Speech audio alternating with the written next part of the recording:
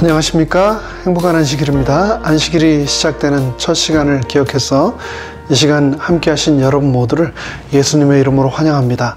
지난 한 주 동안도 건강하시고 평안하셨습니까? 아침 저녁으로 일교차가 큽니다.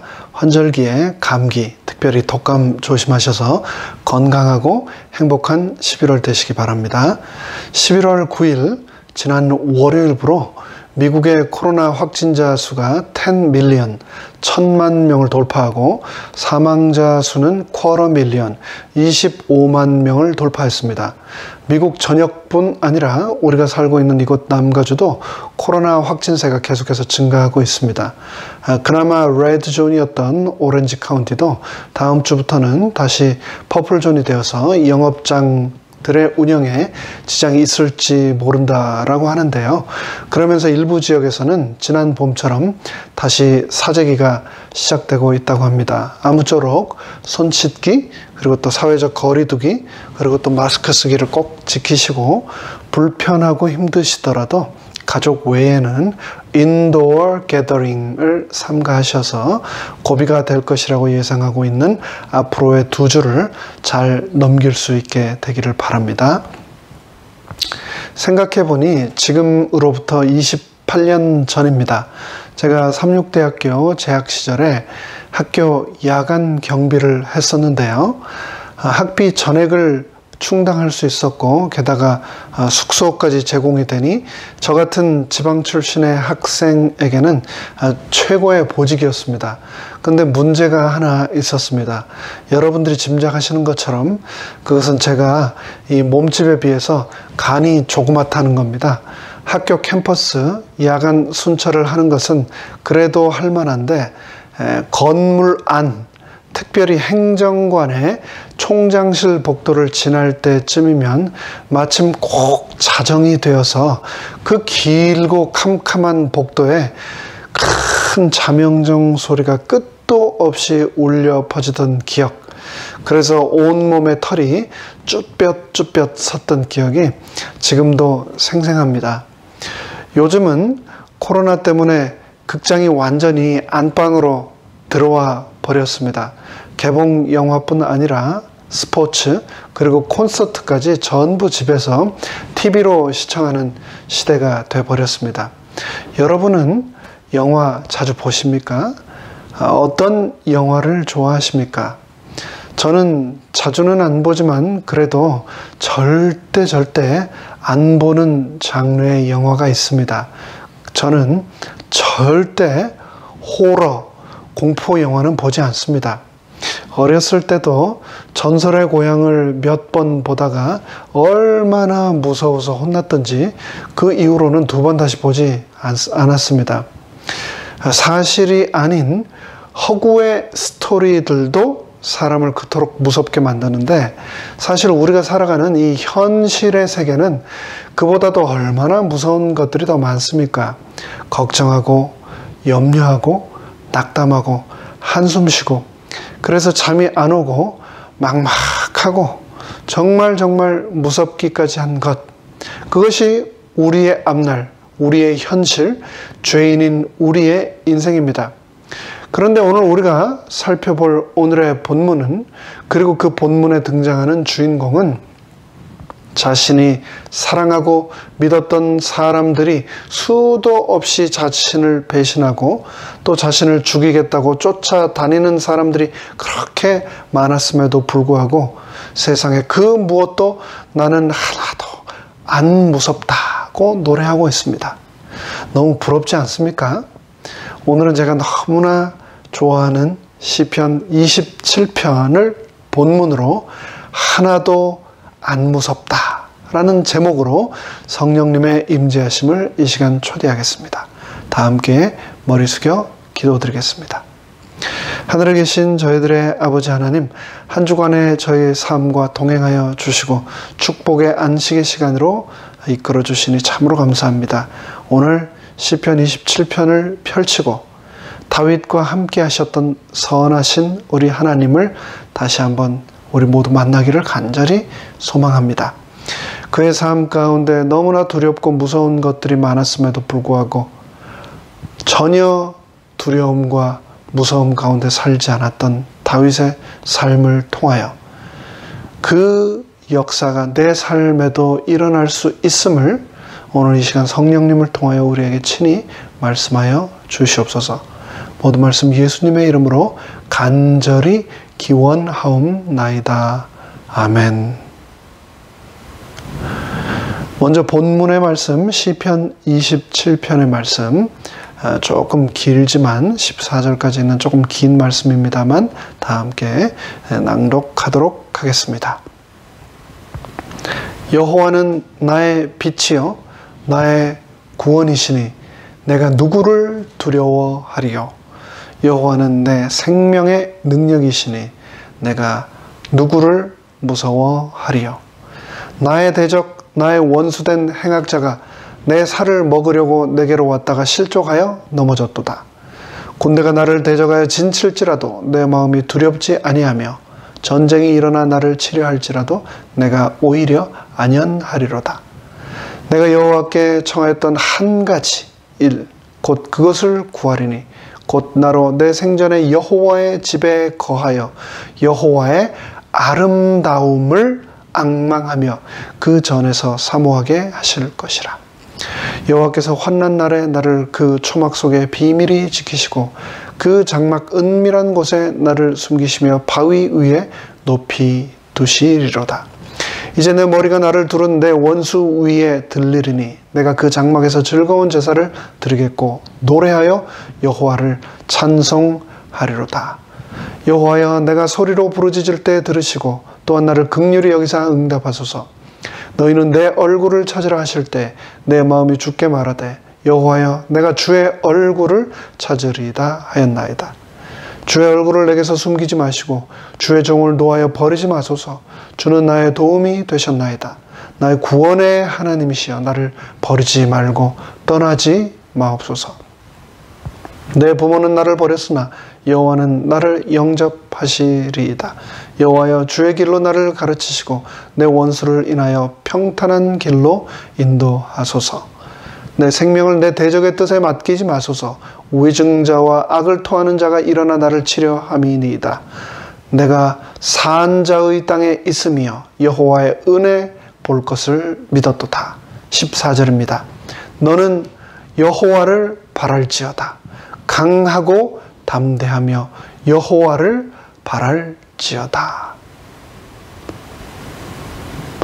오스트리아의 위대한 작곡가 하이드는 인생에서 제일 성취하기 어려운 것이 있다면 첫째, 평판을 얻는 것, 둘째, 살아있는 동안 그 평판을 유지하는 것, 그리고 셋째, 죽은 뒤에도 그 평판을 보유하는 것이라고 했습니다.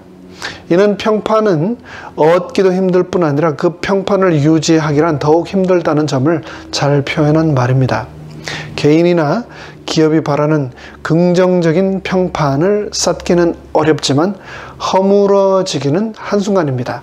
그리고 그렇게 허물어진 평판을 다시 회복하기란 정말 더더욱 어렵습니다.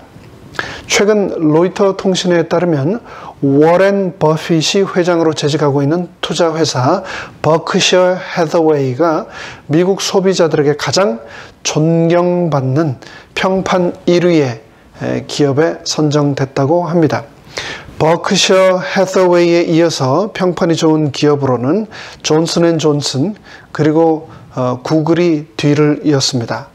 버크셔 해서웨이가 존경을 받는 이유로는 CEO 버핏의 겸손함과 사회적 책임 의식을 들었습니다. 로버트 프랭크 해리스 수석 부사장은 그는 매우 겸손해 여전히 그 옛날의 사무실을 그대로 쓰고 있다라고 하면서 버핏의 자녀들 중 그 누구도 아버지의 재산을 물려받아 앞으로 억만장자가 되지 않을 것이다 라고 말했습니다. 반면 가장 평판이 나쁜 기업으로는 미국의 제2의 주택담보대출업체인 프레디맥이 꼽혔고 그 다음으로는 AIG, 아메리칸 인터내셔널 그룹, 그 다음에 페니메이, 시티그룹, 골드만삭스 등 금융권 기업들이 순위에 올랐습니다. 평판은 오랜 시간의 경험이 축적되어 만들어지는 것입니다. 평판은 눈에 보이는 개념이 아닙니다. 그럼에도 불구하고 개인이나 기업에게 있어서 가장 중요한 무형적 자산입니다. 평판은 여러분의 재산보다, 여러분의 실력보다, 학위보다, 경력보다 더 중요합니다. 보이지 않음에도 불구하고 정말 중요한 자산입니다. 사람들이 여러분의 이름을 들을 때 그들은 머릿속으로 가장 먼저 무엇을 떠올릴까요? 우리에게는 직접 만나지 않아도 이름 석자만 듣고도 가슴이 따뜻해지고 그리워지는 그런 사람이 있는가 하면 어떤 이름은 듣기만 해도 불쾌해지고 마음이 불편하고 고개가 절로 설레설레 흔들어지는 그런 사람도 있습니다. 여러분은 지금까지 어떤 평판을 쌓아 오셨고 어떤 평판을 유지하고 계시고 나중에 사람들에게 어떻게 기억되기 원하십니까? 그렇다면 여러분에게 하나님은 어떤 분이십니까? 그분을 생각하면 여러분의 마음이 어떠십니까? 그분의 이름을 들으면 어떤 기억들이 떠오르십니까? 다윗에게 있어서 하나님은 자신이 위기에 처했을 때 가장 먼저 떠오르는 이름이었습니다. 이에 대하여 교육은 다음과 같이 기록하고 있습니다. 이 시는 다윗이 추적을 받고 도망하는 신세가 되어 들의 바위 틈과 굴 속에서 피난처를 찾을 때 쓴 시이다. 이 시에는 위급한 도피 상황에서 하나님을 절대적으로 신뢰한 시인의 정신이 나타나 있다. 이 시는 원기를 북돋워 주는 시로 불려왔다. 다윗에게 있어서 하나님은 위급한 상황에서 가장 먼저 떠오르는 이름, 눈앞이 캄캄할 때 가장 먼저 붙드는 이름, 힘이 없고 의기소침할 때 가장 그리운 이름이었습니다. 그래서 다윗은 자신의 인생의 구비구비마다 여호와 하나님을 간절히 불렀습니다. 그것이 오늘의 시편 27편의 노래가 되었습니다. 이 시는 크게 세 부분으로 나뉩니다. 1절에서 6절까지는 시인은 원수의 위협에도 불구하고 하나님께 대한 자신의 확신을 표현을 하고 있고요. 7절에서 12절에서는 도움을 구하며 하나님께 부르짖고 있습니다. 그리고 마지막 결론인 13절과 14절에서는 그가 하나님께 대한 소망에 찬 신뢰를 바탕으로 자신의 구원을 확신하면서 이 시를 마무리하고 있습니다. 오늘날 현대 유대 의식에서도 시편 27편은 신년과 대속죄일을 준비하기 위하여 제6월 내내 매일같이 그들이 암송하는 시라고 합니다. 그렇다면 다윗이 부른 여호와 하나님, 다윗은 여호와 하나님을 무엇이라고 불렀는지 오늘의 본문 시편 27편을 한 절씩 지금부터 살펴보도록 하겠습니다.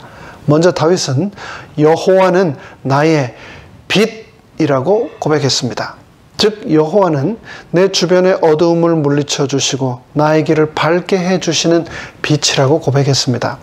다윗은 여호와의 이름만 마음속으로 떠올리더라도 자신의 마음속의 모든 어두움이 사라졌습니다. 하나님께서는 모세에게 다음과 같이 아론과 그의 자손들을 축복하도록 하셨습니다. 그러면서 자신이 빛이심을 다음과 같이 드러내셨습니다.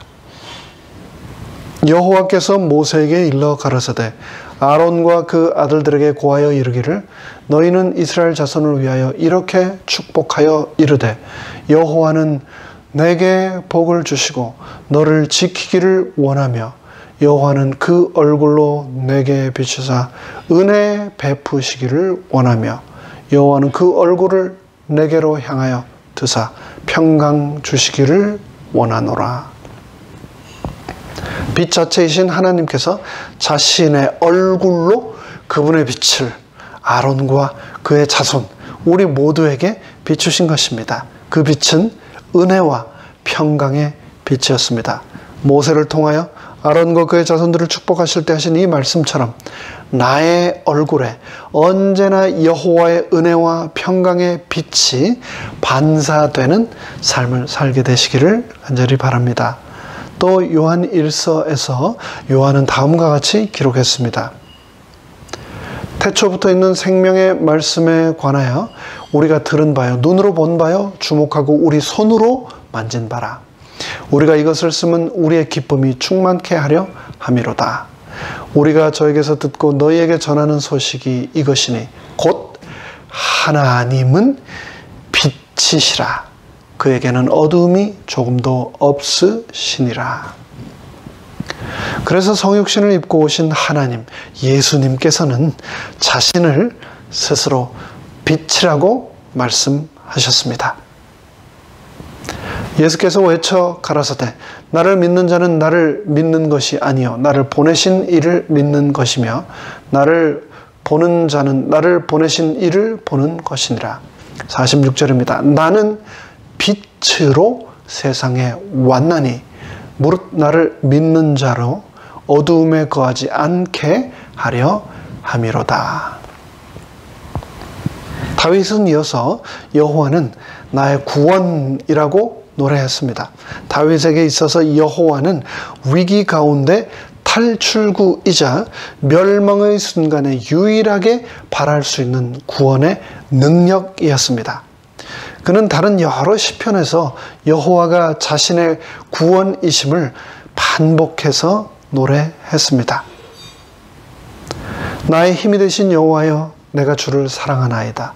여호와는 나의 반석이시요 나의 요새시요 나를 건지시는 자시요 나의 하나님이시요 나의 피할 바위시요 나의 방패시요 나의 구원의 뿌리시요 나의 산성이시로다. 나의 영혼이 잠잠히 하나님만 바라며 나의 구원이 그에게서 나는도다. 오직 저만 나의 반석이시요 나의 구원이시요 나의 산성이시니 내가 크게 요동치 아니하리로다. 오직 저만 나의 반석이시요 나의 구원이시요 나의 산성이시니 내가 요동치 아니하리로다. 나의 구원과 영광이 하나님께 있으며 내 힘의 반석과 피난처도 하나님께 있도다. 다윗은 이어서 내가 누구를 두려워하리요 라고 노래했습니다. 다윗은 원수의 살해의 위협 가운데 있었지만 그것을 두려워하지 않았습니다. 그에게는 여호와 하나님이 계셨기 때문입니다. 그의 믿음에는 분명한 근거가 있었습니다. 성경에서는 다음과 같이 그에게 분명한 근거인 약속을 그에게 주셨습니다. 너희는 그들을 두려워하지 말라. 너희의 하나님 여호와께서 친히 너희를 위하여 너 대신 싸우시리라 하였노라. 너희는 강하고 담대하라. 두려워하지 말라. 그들 앞에서 떨지 말라. 이는 너의 하나님 여호와가 너와 함께 가시며 결코 너를 떠나지 아니하시며 버리지 아니하실 것임이라. 내가 너에게 명령한 것이 아니냐. 강하고 담대하라. 두려워하지 말며 놀라지 말라. 네가 어디로 가든지 너의 하나님 여호와가 너와 함께 하시느니라. 내가 여호와께 간구하며 내게 응답하시고 내 모든 두려움에서 나를 건지셨도다. 하나님은 우리의 피난처시오 힘이시니 환난 중에 만날 큰 도움이시라. 이르시되 너희는 가만히 있어 내가 하나님 됨을 알지어다. 내가 뭇 나라 중에서 높임을 받으리라. 내가 세계 중에서 높임을 받으리라 하시도다. 한 치 앞도 내다볼 수 없는 세상이지만 다윗처럼 우리도 두려움 없이 살게 되기를 간절히 바랍니다. 다윗은 자신이 두려움 없이 살 수 있는 이유가 하나님이 바로 내 편이기 때문이다 라고 했습니다. 여호와는 내 편이시라. 내가 두려워하지 아니하리니 사람이 내게 어찌할까. 하나님이 내 편이면 세상 그 누구도 내게 어찌할 수 없다는 것을 그는 잘 알고 있었습니다. 그렇기 때문에 우리도 잊지 맙시다. 하나님은 언제나 내 편이라는 것을 말입니다. 다윗은 이어서 여호와는 내 생명의 능력이시니 내가 누구를 무서워하리요 라고 했습니다. 다윗이 여기서 말하는 능력이라고 하는 히브리 원어는 마오즈라고 하는 단어인데요.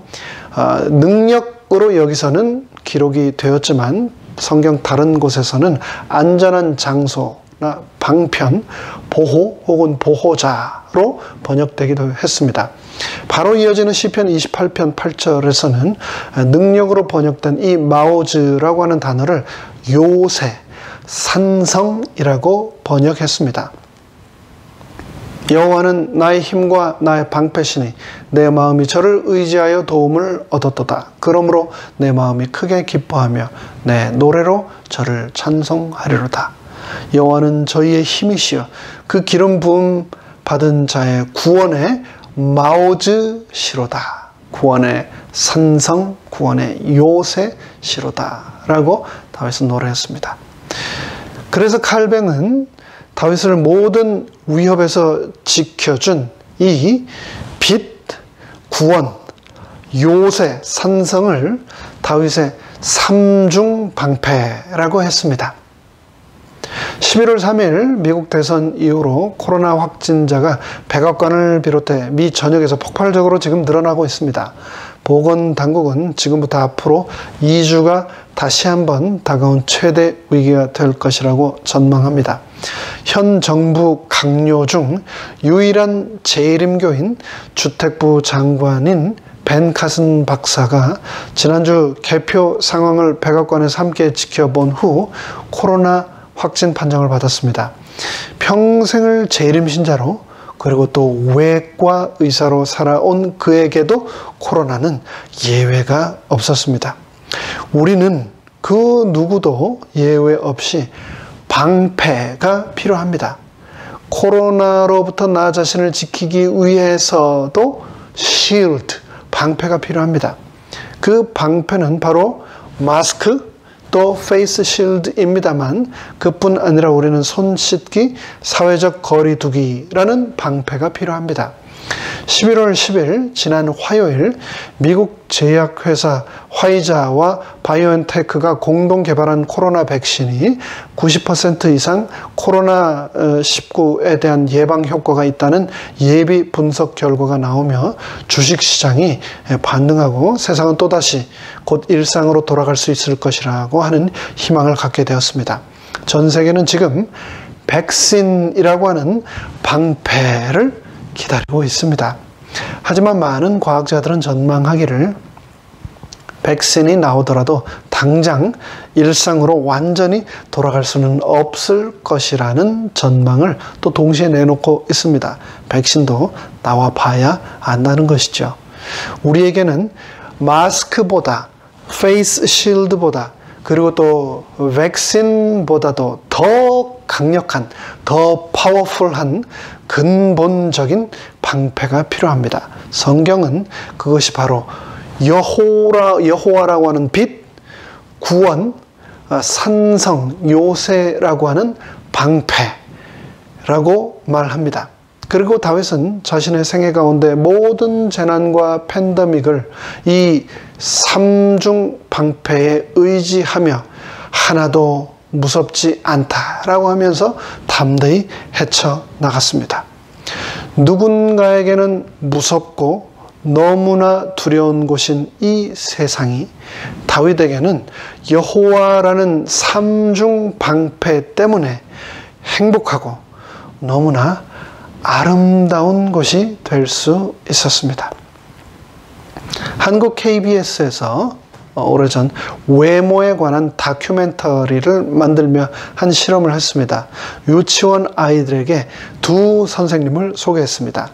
한 선생님은 통통했지만 이야기를 재미있게 잘 하시는, 그리고 아주 상냥한 선생님이셨습니다. 그리고 또 다른 한 선생님은 이야기를 재미있게 할 줄도 모르고 아이들에게 그렇게 친절하지도 않은 선생님이었습니다. 그런데 그 선생님은 젊고 날씬하고 아주 예뻤습니다.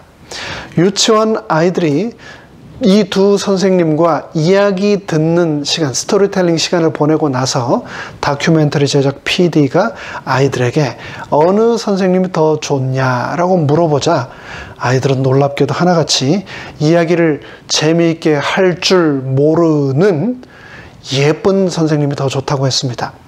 이야기 시간에는 그 통통한 선생님의 이야기를 그렇게 정신없이 쏙 빼놓고 열심히 들어놓고선 말입니다. 사람은 아름다운 것을 본능적으로 좋아합니다. 어린아이든지 나이든 노인이든지 남자이든 여자이든 상관없이 말입니다. 웅장한 자연의 풍경, 멋진 건축물, 감동적인 음악은 우리에게 아름다움이 얼마나 큰 선물인지를 깨닫게 해줍니다. 시선을 끄는 그림, 귀여운 반려동물, 그리고 또 귀여운 어린 아이들, 그리고 또 잘생기고 어여쁜 사람들을 보면 우리도 모르게 그곳에 계속해서 우리의 시선을 빼앗기게 됩니다. 세상에 있는 이런 아름다운 모든 것들은 우리의 눈뿐만 아니라 우리의 영혼도 즐겁게 해줍니다. 긍정 심리학자들은 심미안을 아름다운 것과 탁월한 것을 알아보는 감상 능력이라고 정의했습니다. 아름답거나 탁월한 것을 민감하게 포착하고 그러한 것으로부터 즐거움과 의미를 감지할 수 있는 심미적 능력, 그것을 우리는 심미안이라고 합니다.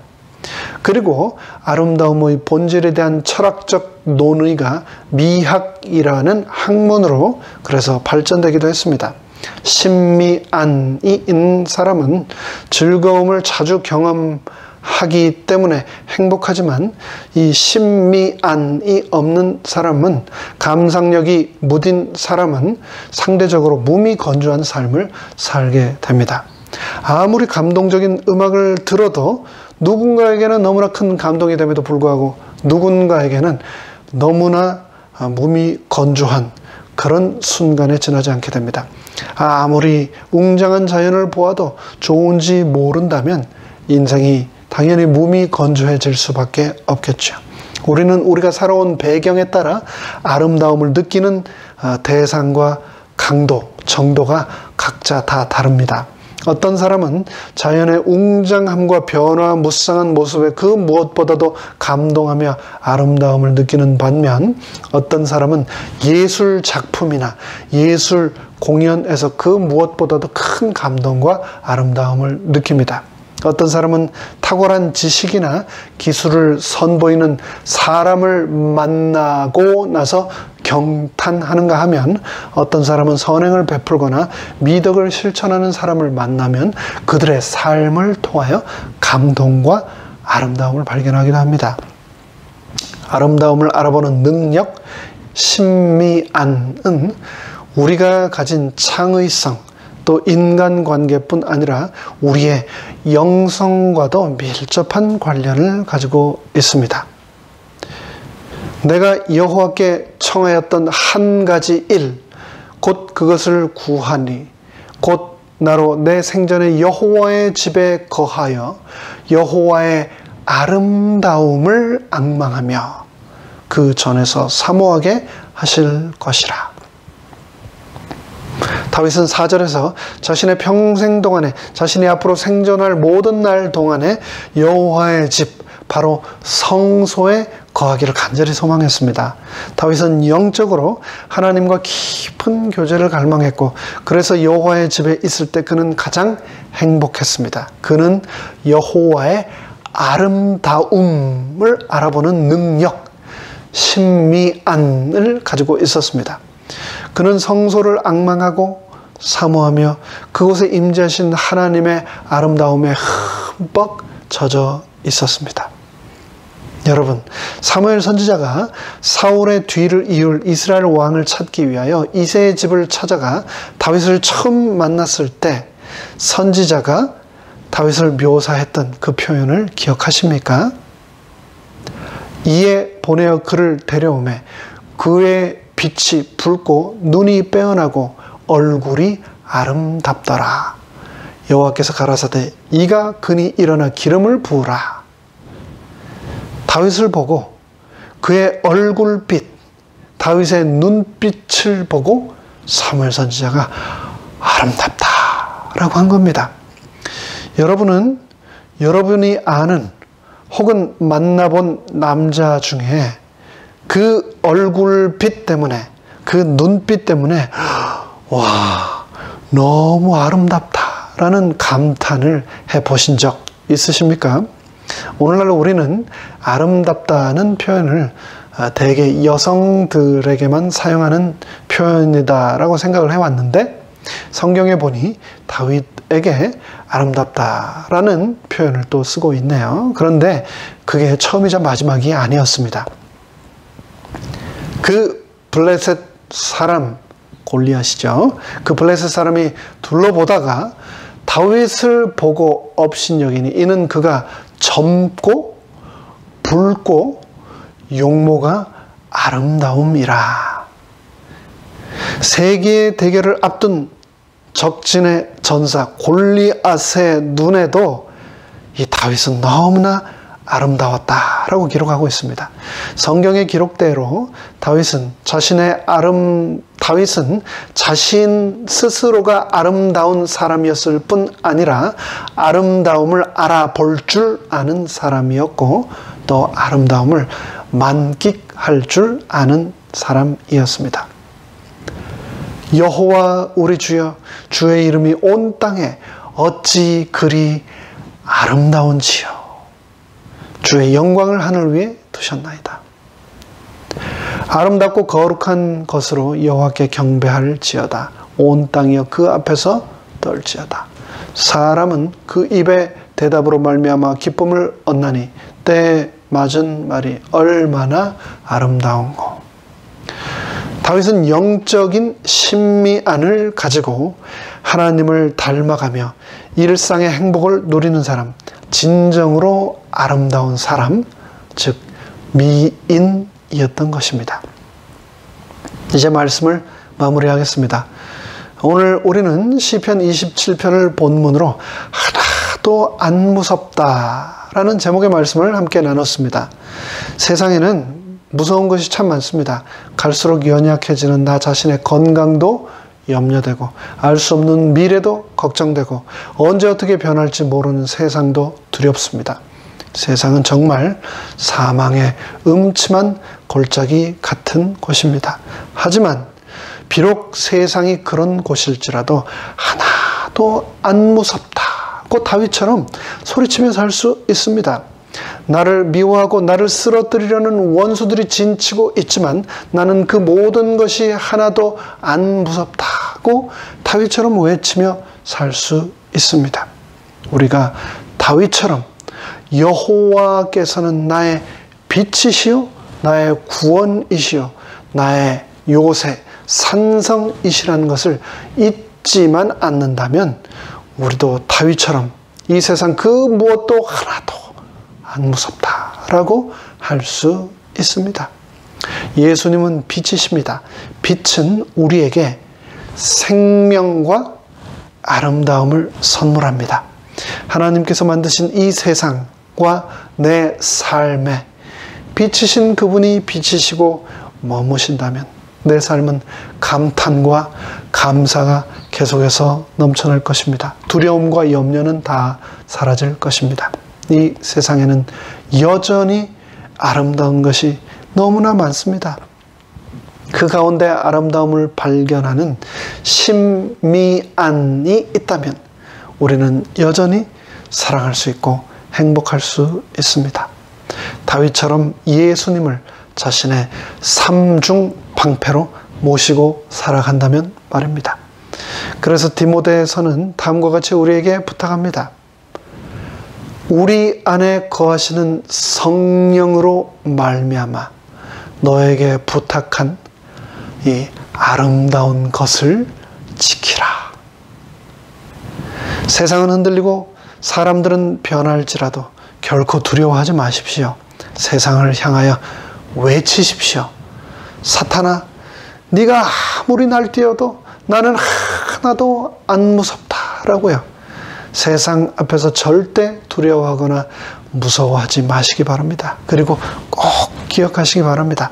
내 속에는 하나님께서 심겨 놓으신 특별한 아름다움이 있다는 것을 말입니다. 예수 그리스도께서 내 속에 심겨 놓으신 그 아름다움을 목숨 걸고 지켜 나가시는 하나님의 아름다운 아들과 딸들 되시기를 간절히 바라며 말씀을 마칩니다. 함께 머리 숙여 기도하겠습니다. 하늘에 계신 저희들의 아버지 하나님, 이 세상 험하고 한 치 앞도 내다볼 수 없고 그래서 두렵고 너무나 무서운 세상입니다. 그럼에도 불구하고 다윗처럼 여호와 하나님께서 나의 빛이시며 나의 구원이시며 나의 산성이요 요새이시다는 것을 잊지 않고 늘 기억하고 내 입술로 고백함으로 다윗처럼 나의 삶 또한 이 세상에 무서운 것이, 두려운 것이 하나도 없는 그러한 축복의 삶을 살도록 함께 하여 주시옵소서. 내 안에 창조하신 그 하나님의 아름다움, 존귀함을 소중하게 지켜나가면서 하나님께서 이 세상에 만드신 수많은 그 아름다움을 만끽하며 감사하며 살아가는 우리 모두가 되도록 은혜 베풀어 주시옵소서. 모든 말씀 예수님의 이름으로 간절히 기도드리옵나이다. 아멘.